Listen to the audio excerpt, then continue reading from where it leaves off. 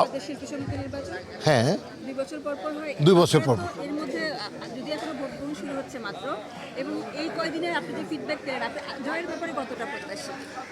আমি কিন্তু administrating senior vice president, এখন আমি ভাইস প্রেসিডেন্ট আছি। পাশ করলে হয়তো আমি আর থাকবো না, যারা পাশ করবে তাদের দিয়ে দেব। তো আর আমার যে প্যানেল, আমি বিশ্বাস করি যে এই প্যানেলের পক্ষেই বিজয় আসতে পারে, আসবে ইনশাল্লাহ। কারণ আমরা প্যানেল করেছি শিবা, জয়, এদের নিয়ে। এখানে আমার সাথে রোজিনা আপু আছেন এবং ভালো ভালো স্টাররা আছে, জয় চৌধুরী আছে সেক্রেটারিতে, তারপরে হলো আপনার শুভ্র দা আছেন, সনি আছে, পলি আছে, ববি আছে, তো শিরিন শিলা আছে, আরজু আছে, তারপর আছে হলো আপনার মোট কথা প্রচুর জাদু আজাদ আছে, আমাদের ফরহাদ ভাই আছে, জলি আছে, জেসমিন আছে, মানে হিউজ আছে যাদের আপনারা চিনবেন, চেনা মুখগুলো আছে এই প্যানেলের মধ্যে। তো এই প্যানেলে আমরা এগোচ্ছি। আজকে বসে জানা যাবে যে আমরা কারা বিজয়ী হলো। তবে প্রত্যাশা তো আমাদের থেকেই যায় সবসময়। এবং গত 2 বছর যাবত আমি যে কাজ করছি সিটিং, এটা সবাই এক বাক্যে স্বীকার করেছে।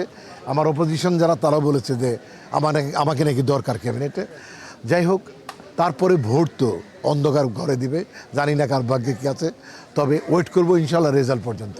আর আপনি একজন নিজে শিল্পী হিসেবে আপনার কি প্রত্যাশা থাকবে, যারাই জিতুক তারা কোন কোন কাজগুলো জরুরি ভিত্তিতে করা দরকার, যেটা আমাদের এই যে শিল্পটাকে বাঁচিয়ে রাখবে বা আরেকটু এগিয়ে নিতে? আমরা যতটুকু কাজ করে গেলাম, বাকিটা তারা করবে, আর উন্নতির দিকে যাবে।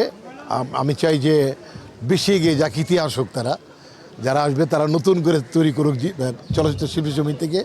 দেশের মানুষ দেখুক যে আমরা পরিবর্তন করতে পারি। কারণ এই ইউপির দুটোই কিন্তু আমরা, এই প্যানেল সেই প্যানেল স্বতন্ত্র, সবই শিল্পী সমিতির সদস্য, সবাই আমরা ভাই ভাই, সবাই আমরা বোন বোন। অতএব আমাদের মধ্যে কোনো নাই, ডিভাইডেড নাই, কোনো শত্রুতা নেই, বাধাবাধি নেই। আমরা খুব আনন্দের সাথে ভোট দেব, ভোট নেব যোগ্য লোককে। ধন্যবাদ।